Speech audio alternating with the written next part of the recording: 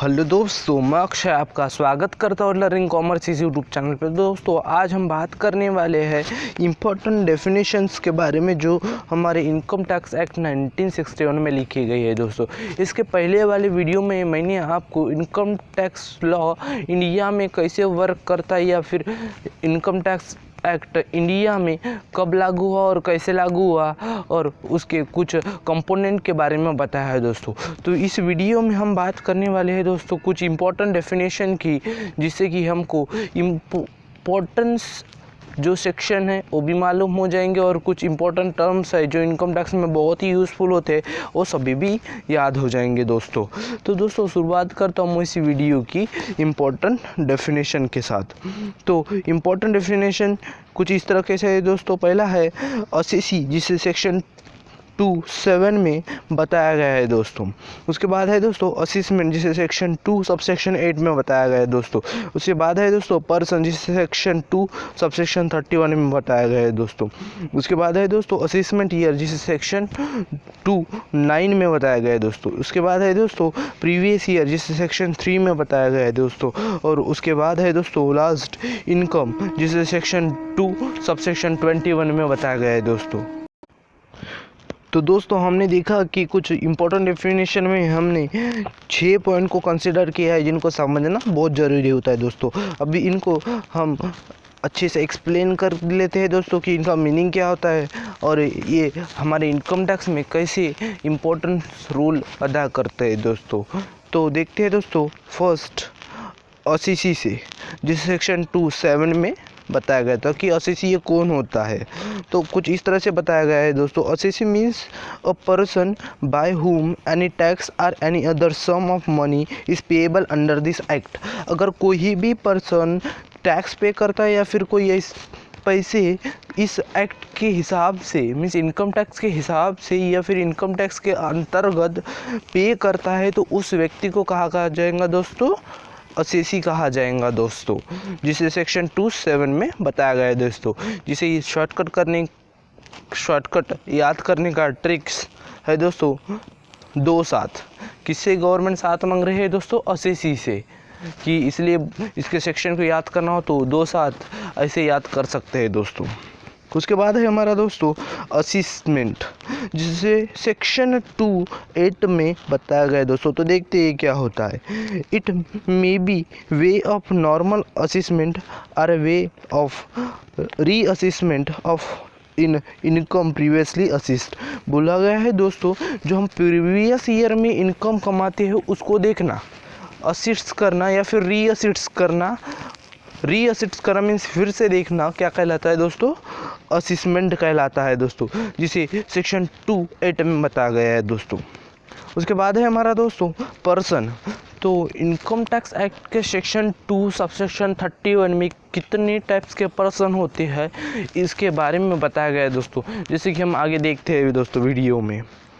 तो बोला गया दोस्तों इनको पर्सन के लिए इंक्लूड किया जाता है। तो पहला है दोस्तों इंडिविजुअल, कोई भी व्यक्ति। इंडिविजुअल मीन्स हम जैसे लोग, मेल और फीमेल हो जाए, नाम कोई भी हो, राम श्याम सीता गीता। दूसरा है दोस्तों हिंदू अनडिवाइडेड फैमिली, HUF के नाम से जाना जाता है दोस्तों। जैसे कि आप जानते होंगे कि हमारे इंडियन कल्चर में कुछ ऐसी फैमिली होती है, हिंदू फैमिली, जो अनडिवाइडेड होती है, मीन्स वो संयुक्त रूप से परिवार में सम्मिलित होती है दोस्तों, जिन्हें इनकम टैक्स एक्ट बोलता है कि ये सेपरेट पर्सन है दोस्तों। उसके बाद है दोस्तों हमारा कंपनी। आप सभी वाकिफ़ हो दोस्तों कि कंपनी क्या होती है, जिसे हमारा इनकम टैक्स पर्सनल पर्सन एक अलग व्यक्ति मानता है दोस्तों। उसके बाद है दोस्तों अब फर्म। अगर कोई भी व्यक्ति किसी फर्म के नाम से बिजनेस कर रहा है तो उस फर्म को भी क्या बोलेंगे दोस्तों? एक पर्सन बोलेंगे। उसके बाद है दोस्तों OOP या BOP means association of person और बॉडी ऑफ इंडिविजुअल्स। ये भी कुछ ऐसी आर्टिफिशियल पर्सन्स होते हैं दोस्तों जिन्हें लॉ बोलता है कि ये भी पर्सन में शामिल होते हैं। उसके बाद है दोस्तों last local authority. Means local authority means जो हमारे समाज में वर्क करते हैं दोस्तों। इसका फॉर एग्जांपल हम बोल सकते हैं म्यूनसिपल पार्टी एक लोकल अथॉरिटी होती है दोस्तों। तो गवर्नमेंट बोलती है तो हमने लोकल अथॉरिटी बनाए तो हम उनसे भी टैक्स वसूलेंगे, और उनको भी क्या बोलती है दोस्तों कि ये इनकम टैक्स के सेक्शन 2 सबसेक्शन 31 के पर्सन में शामिल होते हैं दोस्तों। ऐसा उसके बाद है दोस्तों last, every artificial judicial person बोलती है कि कोई भी अगर आर्टिफिशियल और जुडिशियल पर्सन है तो वो भी हमारे इनकम टैक्स के इस पर्सन की डेफिनेशन में इंक्लूड होगा दोस्तों, और वो टैक्स पे करेंगे। इसके बाद दोस्तों बात करते हैं हम असेसमेंट की ईयर की, जिसमें सेक्शन 2 सबसेक्शन 9 में बताया गया है दोस्तों। देखते हैं दोस्तों क्या होता है ये। तो बोला गया the term has been defined under section 2 subsection 9, this means a period of 12th month commissioning on 1 April every year. बोला गया है दोस्तों कि इस सेक्शन 2 के सबसेक्शन 9 में ये बताया गया है कि ये असेसमेंट ईयर 12 महीने का एक पीरियड होता है दोस्तों, और जिसकी शुरुआत 1 अप्रैल से स्टार्ट होती है दोस्तों। हर साल ये डेट बदल नहीं सकती दोस्तों। मीन्स ईयर एंडेड हमारा 31 मार्च ही होगा दोस्तों। मीन्स इसी दिन से असेसमेंट ईयर को काउंट किया जाता है दोस्तों, 1 अप्रैल से। उसके बाद देखते हैं दोस्तों, इसके बाद कौन सा है हमारा प्रीवियस ईयर, जैसे कि इसे सेक्शन 3 में डिफाइन किया गया है दोस्तों। तो देखते हैं दोस्तों ये प्रीवियस ईयर होता क्या है। पर उसके पहले आपके मन में सवाल आ रहा होगा कि मैंने तो पहले बोला था कि डेफिनेशन तो सेक्शन 2 में दी जाती है दोस्तों, बट हम नहीं मानेंगे कि प्रीवियस ईयर की डेफिनेशन है।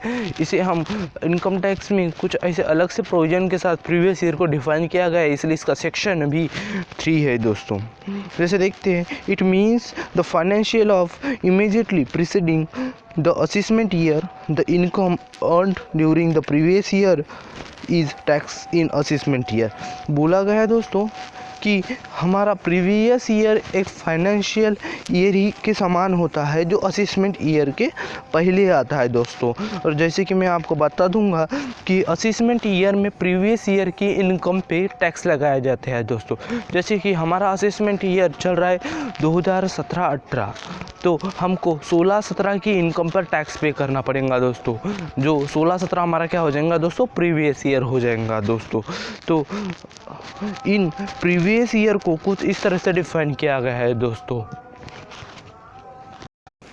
तो दोस्तों आपको मुझे लग रहा है कि प्रीवियस ईयर समझ में आ गया होगा। तो अब दोस्तों बात करते हैं हमारे लास्ट पॉइंट की, जो है हमारा इनकम, जिसे सेक्शन 2 सबसेक्शन 24 में डिफाइन किया गया है दोस्तों। ये इनकम की डेफिनेशन बहुत ही बड़ी है दोस्तों। इसमें कम से कम 21 ऐसे टॉपिक को या फिर 21 ऐसे इनकम को बताया गया है जो इनकम टैक्स बोलते हैं आप, ये इनकम है।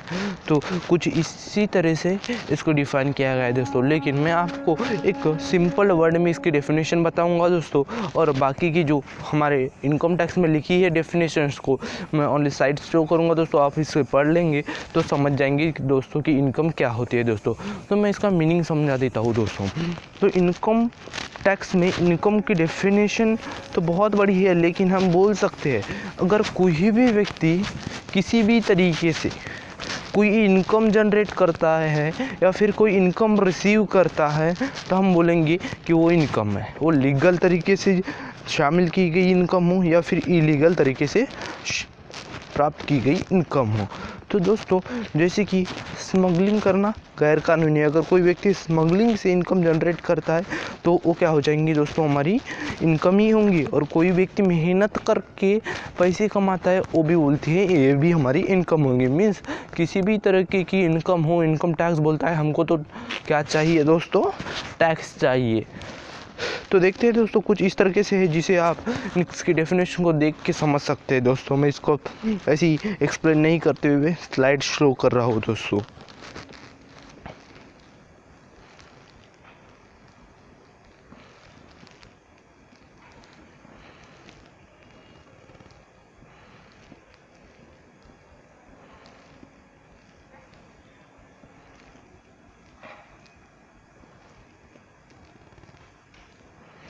तो दोस्तों आई होप अपनी इनकम के डेफिनेशन को अच्छे से देख लिया हो।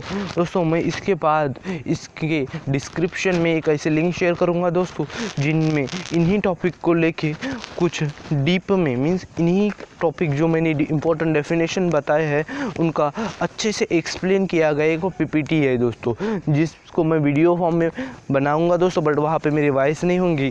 तो आप अगर किसी को इस वीडियो से बाद और डीप स्टडी करना है कि ये होते क्या है, इनके बारे में डीप स्टडी करना है, तो आप डिस्क्रिप्शन में दी गई लिंक को ओपन करके वीडियो को देख सकते हैं दोस्तों। तो थैंक्स फॉर वॉच दोस्तों। तो हमारे चैनल को सब्सक्राइब करना ना भूलिए दोस्तों, ताकि मैं आपके लिए कुछ ऐसे ही अच्छी वीडियो बनाता रहूँ दोस्तों। धन्यवाद दोस्तों, गुड बाय।